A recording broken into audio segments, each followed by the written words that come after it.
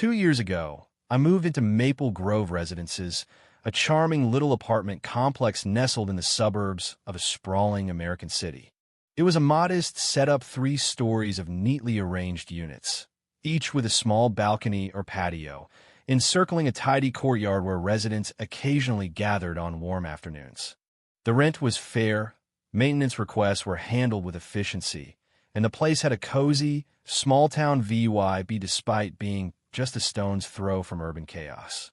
Everyone knew each other, at least enough to exchange a nod or a quick hello. Part of what kept Maple Grove humming along was its Homeowners Association, or HOA. As we called it, technically, we were a hybrid of condos and apartments.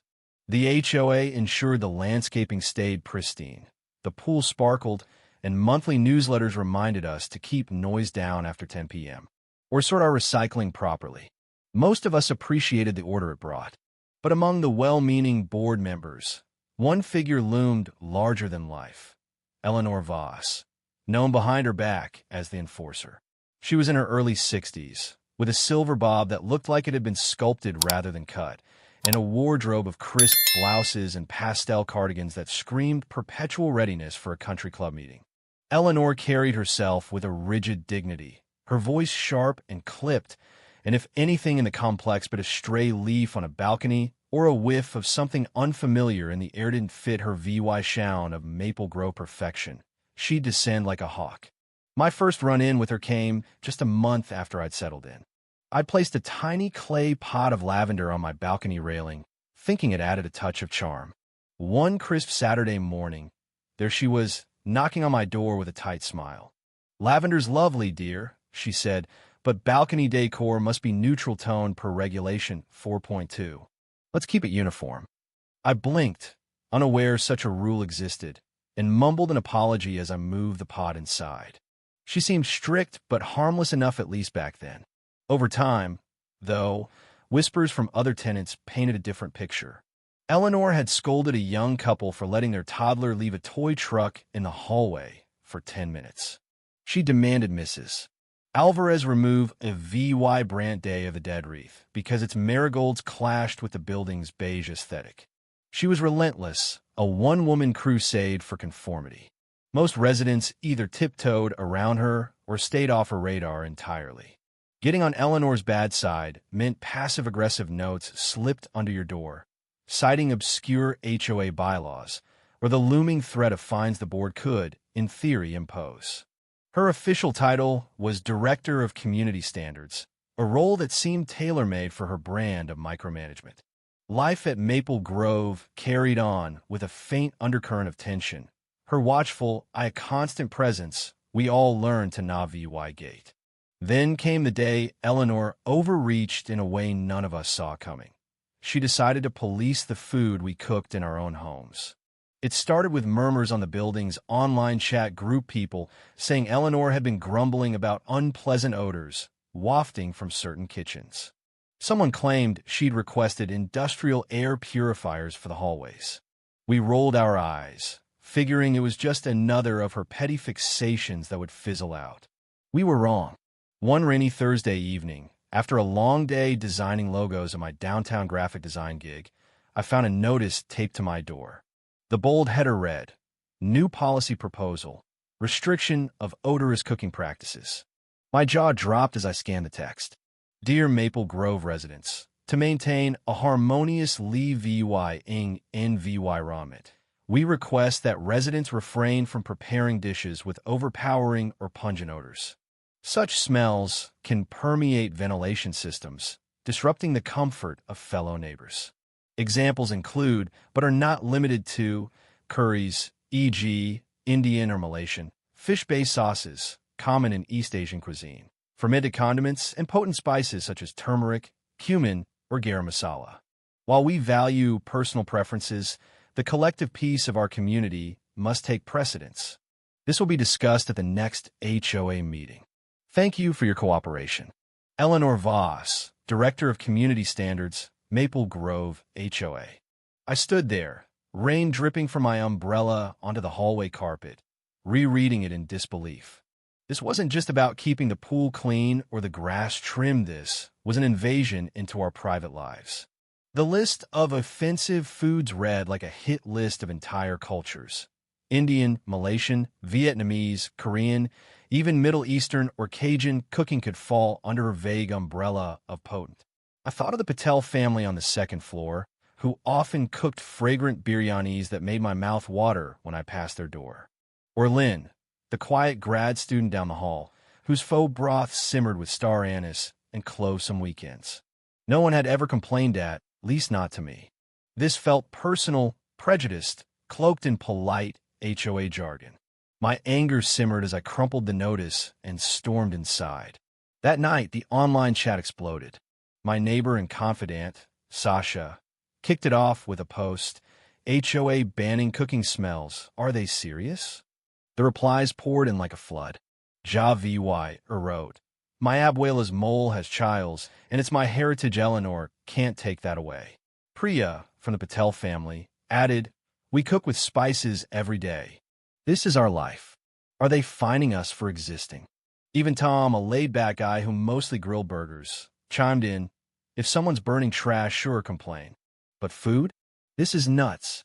Eleanor's lost it. The outrage was universal. Food wasn't just sustenance, he wrote, was memory, identity, comfort.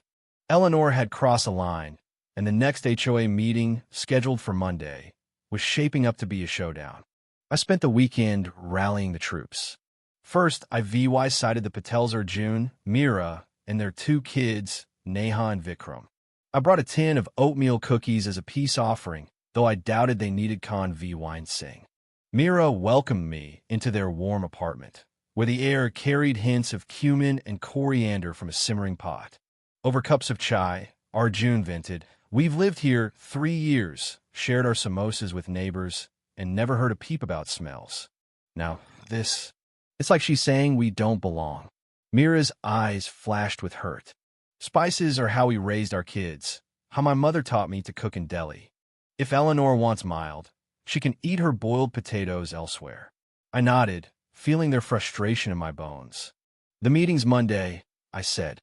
Will you speak? People need to hear this from you. Arjun hesitated, wasn't one for confrontation, but Meera squeezed his hand. We'll be there, she promised. Next, I caught Lynn in the laundry room, folding clothes. She looked wary when I brought up the notice. I make foam maybe once a month, she said softly. It's how I feel close to my family in Hanoi. Fish sauce and aniseed's not subtle, but it's home. Now I'm scared Eleanor will knock on my door. I reassured her, you're not alone. We're fighting this together. By Sunday, I'd spoken to Javi, whose Mexican mole was a weekend ritual, and Amina, a Somali nurse whose stews filled the third floor with cardamom and clove. Everyone was furious, and an idea sparked. We couldn't just argue at the meeting, we needed to show Eleanor and the board what they were trying to erase. Monday night, the community room was a pressure cooker. Normally, these meetings drew a dozen retirees and a stray dog someone snuck in. Tonight, it was standing room only, the air thick with anticipation. The 5-member HOA board sat up front. Greg, the soft-spoken president, 2 quiet members who rarely weighed in, and Eleanor, perched like a general, her binder of rules at the ready. Greg opened with parking updates, but all eyes were on the main event. Next, he said, voice cracking, Eleanor's proposal on odorous cooking. She stood, exuding confidence. As you've read, we've had concerns about strong smells disrupting our shared spaces. I propose a policy discouraging pungent dishes, with fines for repeat offenders. It's not about banning food, it's about courtesy. We've had complaints. A murmur rippled through the crowd. Who complained? Someone shouted. Eleanor's smile tightened. They're anonymous, to avoid conflict. But they're real. The room erupted. Greg called for order as residents lined up to speak. Arjun and Meera went first, their voices steady but raw. Our curries are how we feed our family, Arjun said. No one's complained to us directly. Lynn followed, clutching a note card. Pho is my connection to Vietnam. If I can't cook it, I lose that. O's passion boomed. Mole's been in my family for generations. You can't find me for my roots. Amina added, My stews are how I unwind after night shifts. This is my home, not a sterile box. I stepped up too, heart pounding. Cooking's private. Tenant rights protect that. This isn't about courtesy, it's control. Eleanor scribbled notes, unfazed, occasionally muttering about shared air quality. The crowd grew louder, accusing her of bias. This smells like racism. Tom yelled. She bristled, but doubled down. It's about harmony, not heritage. Ventilate better if you must. After 2 hours, Greg tabled the vote, promising legal re-VYEW. Eleanor's proposal hung in limbo, but the tension didn't ease. As I walked home, an idea crystallized. A food festival, right in my apartment, showcasing every pungent dish she despised.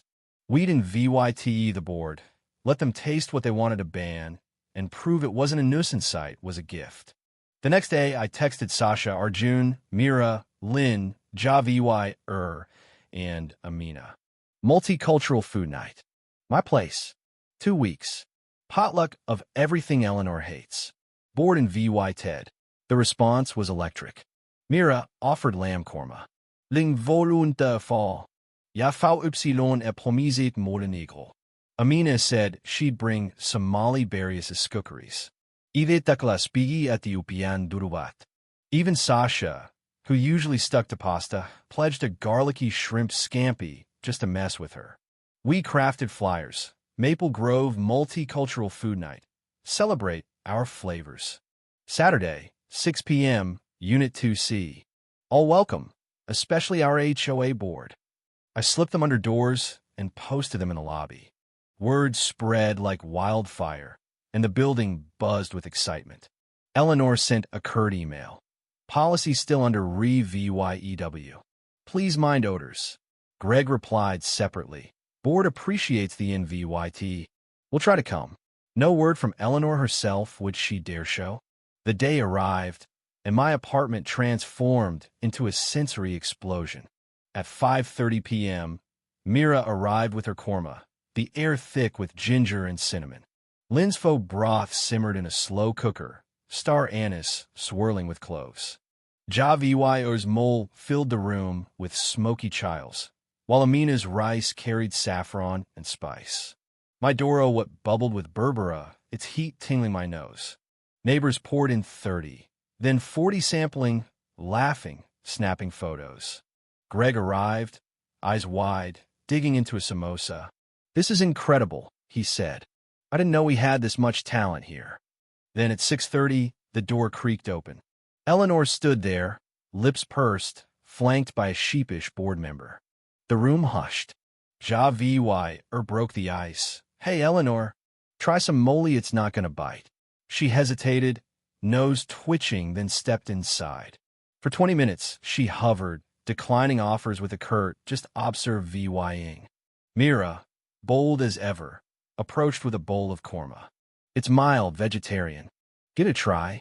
Eleanor's eyes narrowed, but under the crowd's gaze, she relented, taking a spoonful.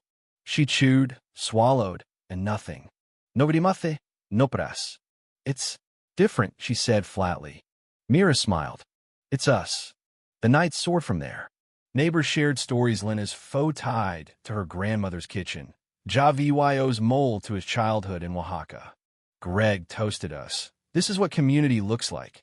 Eleanor left early, silent, but the rest of us reveled until 10 p.m. Leftovers ate up like treasures. The next HOA meeting was a rout. Residents packed the room, testimonies drowning Eleanor's last-ditch complaints. The board voted 4-0 against her ban. She retreated, her influence waning, while Maple Grove blossomed into a place where spices danced freely in the air, a home richer for it. If you were the one in this story, how would you react? Would you stand up and fight back, or accept the unreasonable pressure and control from the HOA? Share your thoughts in the comments below. And don't forget to subscribe, like, and share this VY with more people. Your small action gives us the motivation to keep bringing you more intense and engaging stories. Thanks for watching, and we'll see you in the next VY.